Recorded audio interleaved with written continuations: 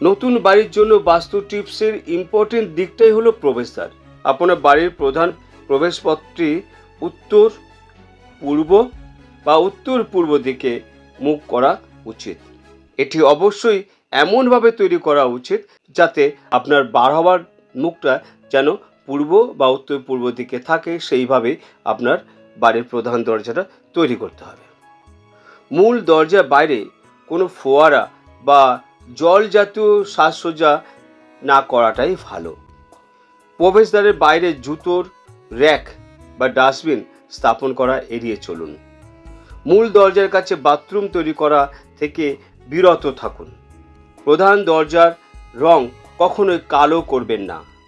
প্রবেশদ্বারটি ভালোভাবে আলোকিত যাতে হয় সেই দিকে আপনাকে নজর রাখতে হবে। অর্থাৎ বাড়ির প্রবেশদ্বারের সামনে যথোপযুক্ত আলো থাকা প্রয়োজন আছে।